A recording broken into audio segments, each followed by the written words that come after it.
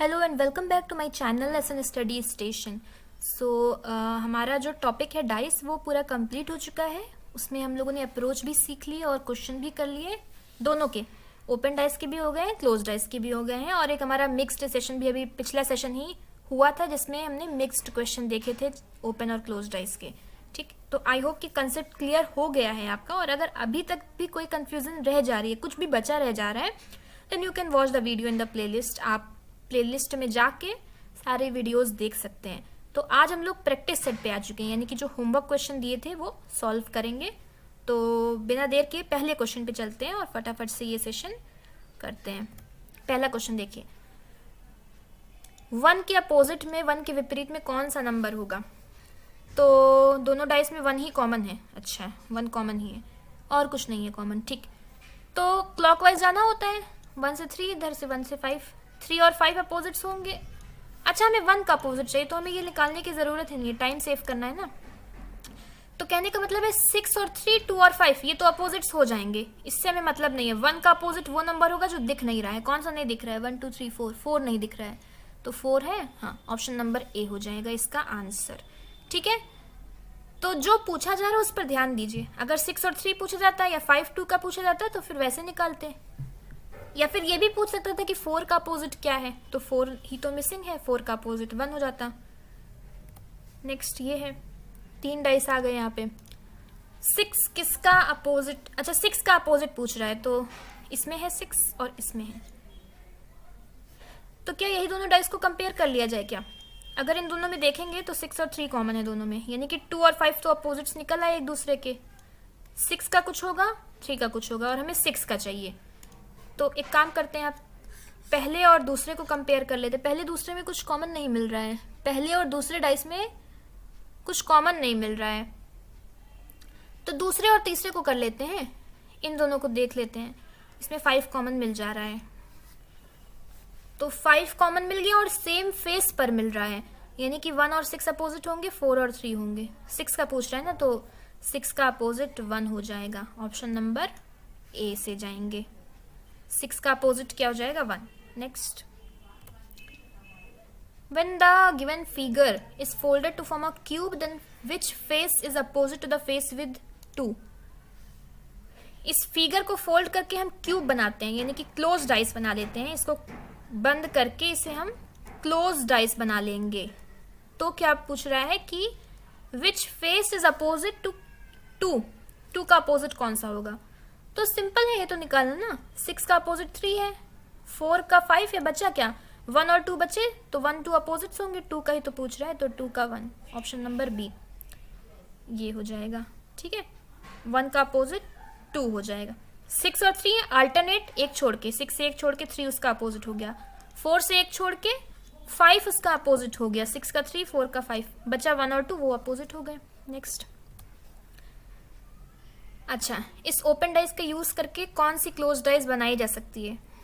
तो देखिए, मतलब इसको बंद करेंगे तो कौन कौन सा बन सकता है 1 2 3 4 में से? ऑप्शंस दिए हुए हैं, कई सारे डिफरेंट ऑप्शंस हैं। अच्छा, ये क्वेश्चन हो चुका है क्या? नहीं नहीं नहीं नहीं, ये वाला नहीं हुआ है। अच्छा, तो ये वाला और ये वाला ब्लैंक अपोजिट हो गया एक दूसरे का। ठीक है, ये जो डॉट है इसका अपोजिट एंड हो गया, यानी कि ये डॉट कुछ इस तरह से है, इसका अपोजिट क्या हो जाएगा? ये है ना ऐसा, हाँ, तो इसका अपोजिट हो जाएगा एंड।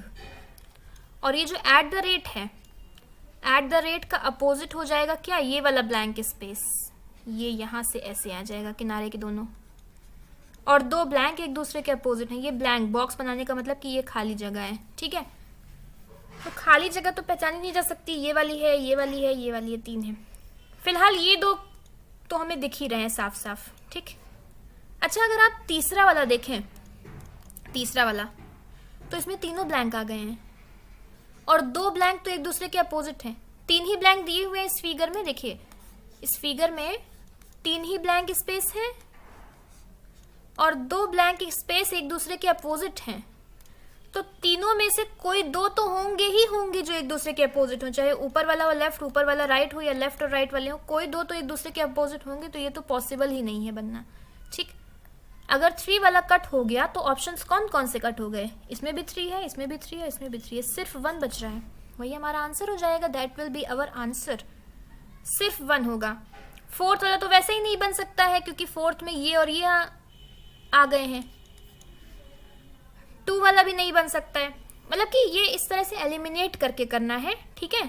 2 वाला भी नहीं हो सकता है। 2 वाला क्यों नहीं हो सकता है? क्योंकि ये जो दिया हुआ है 2 वाले में क्या दिया हुआ है? अच्छा, ऐसा ऑप्शन ही नहीं कोई दिया हुआ है, ओनली 1 एंड 2 का कुछ दिया ही नहीं है। अगर ऑप्शन दिया होता तब क्या होता कि ये है और एंड है।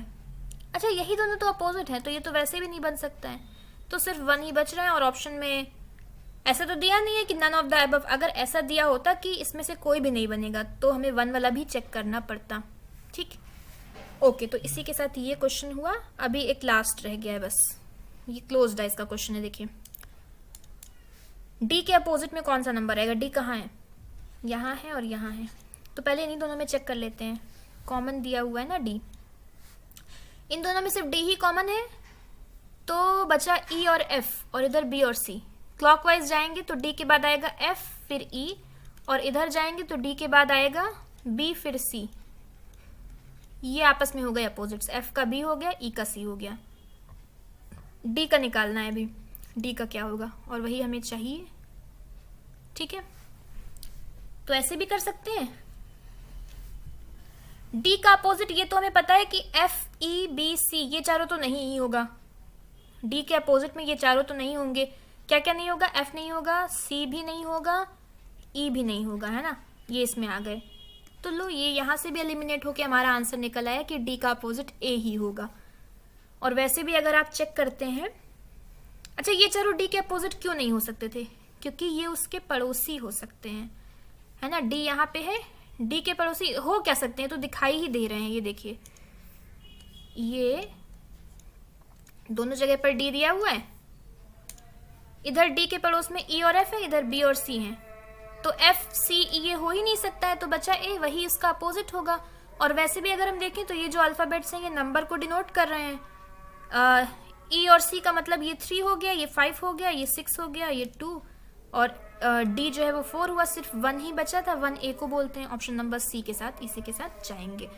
Okay, so thank you so much for watching this video. और हमारा डाइस का जो ये चैप्टर है ये भी कंप्लीट होता है, और अभी अब नेक्स्ट टॉपिक के साथ फिर से मिलते हैं, नए टॉपिक के साथ। अभी भी कुछ चीज़ें रह गई हैं रीजनिंग में, तो उनको भी कवर करना ज़रूरी है, ठीक है। तो धीरे धीरे आई होप कि जैसे जैसे टॉपिक्स हो रहे हैं आपका कंसेप्ट क्लियर होते जा रहा है। अगर कुछ भी प्रॉब्लम रह जा रही है तो उसे ज़रूर कमेंट करके बताइए। Okay, so thank you.